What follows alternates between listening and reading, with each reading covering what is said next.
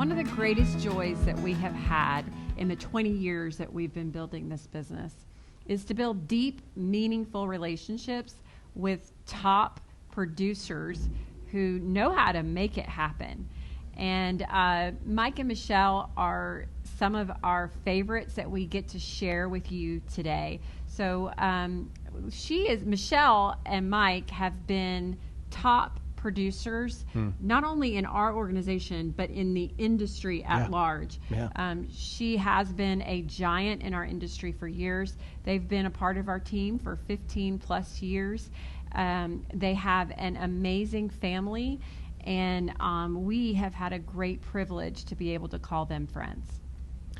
Recently, Mike and Michele shared with us their story. Fortunately, we got it recorded, and we want to share it with you today because I know that you're going to relate to parts of their story. You're going to hear things they're talking about and go, "That's me. That's exactly what I've gone through," or "That's my wife. Yes, yes, yeah." You're gonna relate, and so I know that once you listen to this, you're going to get inspired. It's going to give you hope, and it's really going to give you, I believe, some direction. And you're not alone. There's other people out there like you. There's other people out there who've gone through similar situations, and but they've come out the other side, and they've seen the victory, and we want that for you too. So take a look at Mike and Michele. Thank you, Fitz, for that introduction. We are here to talk to you today and do some advanced training on a little bit about our story. First of all, we've been here for 13, 14 years, direct to Fitz, and we live in Houston, Texas. And our story begins quite a while ago. Again, 14 years ago, we came here. But Mike and I actually met in college when we were 18. And, back then we were just freshmen in college. We started out as friends. And ultimately, we ended up getting married 4 years later after I graduated college. That's right. I took longer. He was on the 5-year plan, and he was on the master's degree program and the PhD program. But 7 years. We did get married after 4 years.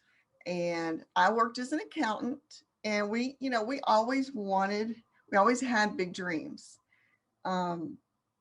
I was an accountant, and Mike was the computer guy. And we were, in the meantime, we started having children a couple of years later. And ultimately we ended up having 4 children. Always, had good jobs and always searching for a better way. We did the usual stuff, raising the children. We were always buying tapes, buying CDs, how to do everything from real estate with no money down. Back in the day, Carlton sheets, cookware, makeup, you name it. Boxes of makeup. Oh yeah. This is true. Even started a website to broker real estate notes. I mean, I even had a retail store at one point for the Christmas season and sold heat packs and cool packs. That was a lot of fun.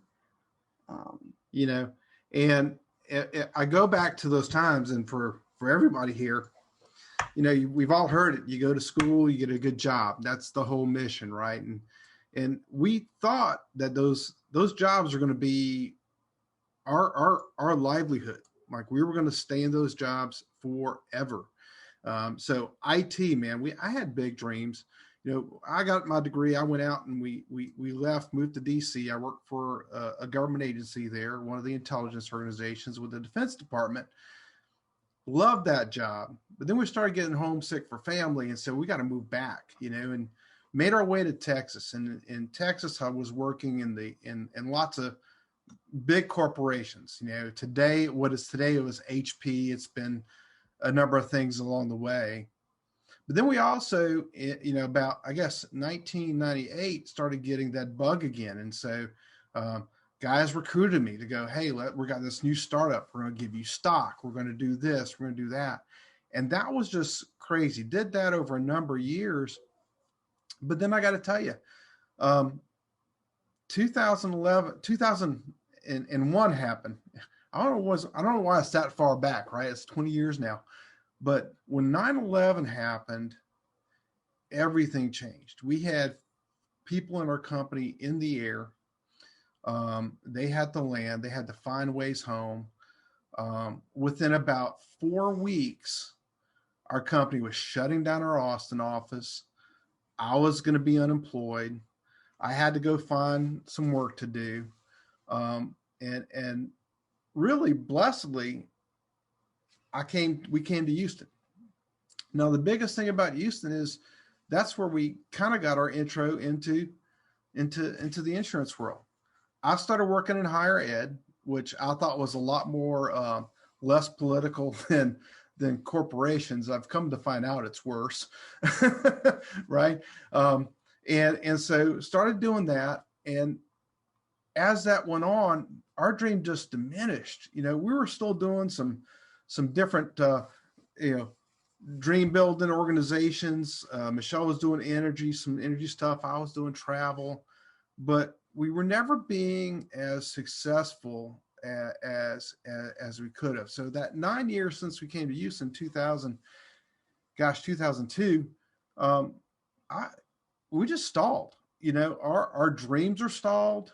We're hitting our early 40s. We're like, what is anything going to change? Is this it? Is this as good as it's going to get? And frankly, it became a living hell for me. And Michele will tell you a little bit about how that ended up for her.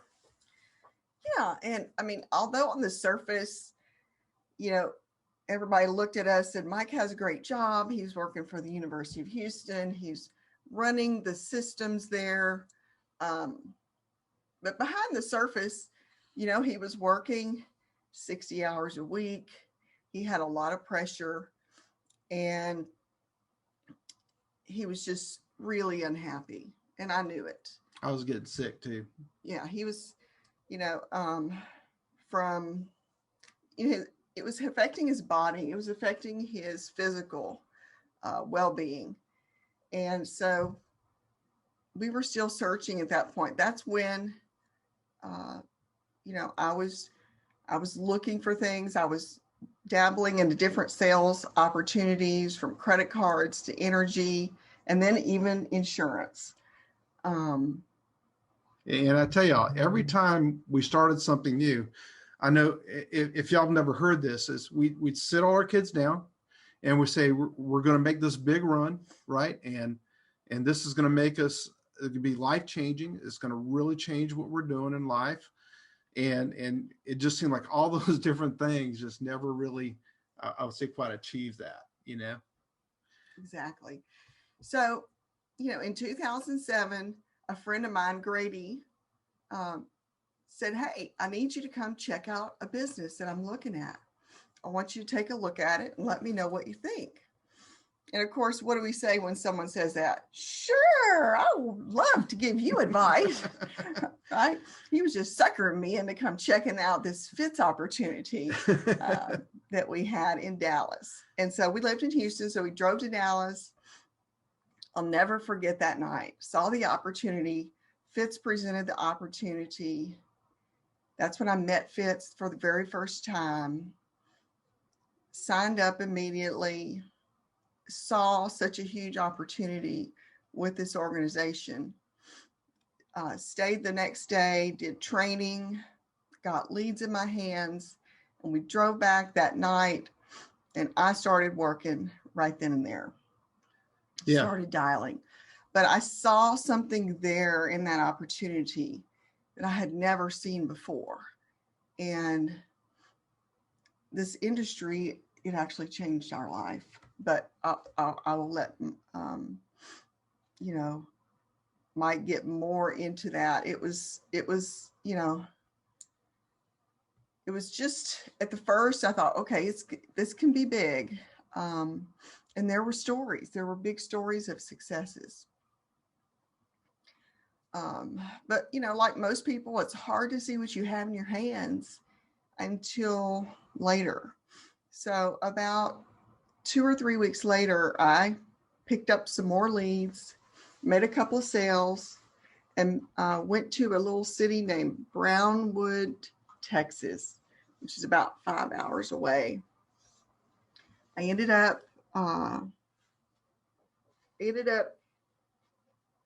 setting over 20 appointments, writing $14,000 of business in 3 days, and ending up getting paid my first month over $8,500 in the bank account. And guys, that was significant. It was significant. And I mean, there's so much more of that story that maybe some of you have heard it, but she got to Brownwood, she got to this hotel, she didn't have cell service. That's what this little shadow box that I did for her, that's actually the phone that I told her to go to Walmart, get a burner phone, right? No drug deals included. We had the original, bank statement here, and just a little bit about if you can do it, and I'll say this, everybody sees us and Michele and all the things that she's been doing and the work she's been able to do over these last 13 years, and most of y'all have come later than the beginning and that know her as Michele, but she was just like you. I mean, there were so many times that we would, even though we had that success that first month, that we would just. But my first appointments, I made no sales. Exactly. My first appointments, I made no sales here in Houston. We had kids screaming around the house. She had threatened us with our lives. There wasn't knives back then.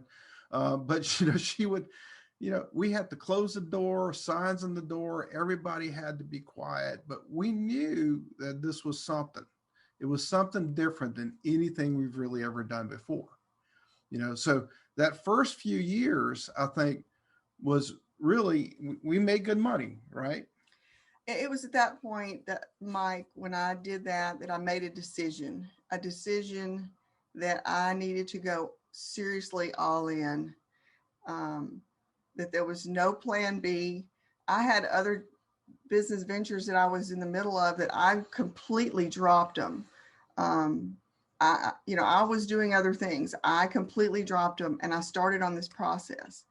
And then those first 2 years, I made over 6 figures the first year and more than that the second year. But we were on a journey at that point to free you from your job. We had seen what the business had done for so many others in the Fitz group. And so we could see that for us. And probably like some of y'all right now listening to this, we were hiding from bathrooms to cars and parks to listen to calls, to listen in, to even be speaking on calls. I remember so many calls that we did where, I'd drive out of the University of Houston down the street to a park to be on them. But I'll tell you this, my as we got closer to doing better and better here, right, it became, harder and harder for me to go into work every day. And that stress was being added. And I had a crazy boss. Some of y'all know that story. We'll do that another time. But I was very, very sick. I was getting, my gout was flaring up. I was sleeping all the time. And that's when Michele made a big decision for us. Guys, there were days when he just couldn't get out of bed for a week at a time. And so I knew that, I had to make a change, a big change. And it had to be now or never. And so that's what I did. And it was October in 2010 that Mike officially retired from the computer world. It was a big decision. It was the best decision of our life. I think back now, where would we be today if we had not gone completely 100% in? You see, there's this thing called water, and it boils at 212 degrees. It changes its state from a liquid to a gas. And what happens with a gas? With a gas, you can power a locomotive, guys. And so this is that one extra degree that made all the difference for us, him quitting his job. Yep. And I'll tell you this much, guys, it has not been without bumps. There's nothing great happens without the bigger struggles. There's nothing great happens without those moments that you question, was this the right decision? And there's been many a times, and I got to really thank Fitz.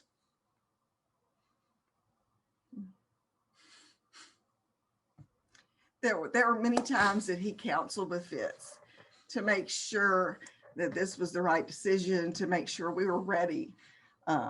Because we had 4 children, we had to get them through college. We had a lot of financial responsibilities.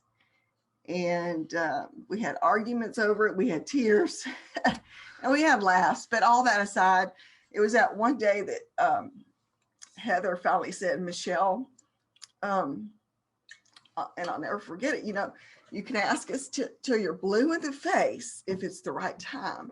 But at some point, honey, you're just going to have to step off the ledge. You're going to have to trust. And that's what we did. And I'll never forget that, Heather. So we're going to do our best to finish this up here. But, there's nothing that we can express more than the gratitude for what we've been able to create here, and be able to inspire many of y'all. But I just got to tell you, your leaders, the Fitzgeralds, are really the reason why we've been able to do what we've been able to do. Because we're messed up a lot of times. We've survived. We've made it through a lot of things. But I really do believe that, without them have walked the path before us, there's no way we could have, followed the trail and been as successful. And we look for everybody who sees this and listens to this, that is there for you. It wasn't just one opening. There's thousands of openings waiting for you to step in and really open yourself up and really make a difference. And since that time, and that we first got started, we have been able to go on so many and meet so many of our dreams, make as much money as over $500,000 in a year. And we've been here 13 and a half years. You can do the math. Most folks work a full-time job, working 50 to 60 hours a week for 30 of their life. Many are working into their 70s, not because they want to, but because they have to. Why? And they're lucky to make over $1 million in that 40-year period. That's the average income in a job. Guys, this is the only industry that I know of where you can make this type of money year over year without having to be a doctor or a lawyer, be 12 years in school and over $500,000 to become one. Today, you have that same opportunity as we did and we still do, to go all in, to go the extra degree, 212 degrees. It's where water boils and steams a locomotive. You have all the power within you. And it was not just the money, it was the travel, it was the many years of all expense paid trips to go on places on my bucket list, like Greece, like Switzerland, like Fiji. It was the bonds we developed, the memories we shared, and it was about the journey and not just about the destination. And so here's how we close this off, guys. No matter what part of the journey you are on, just trust the path before you, because it leads to a better place. You have to trust your leaders to help you through that.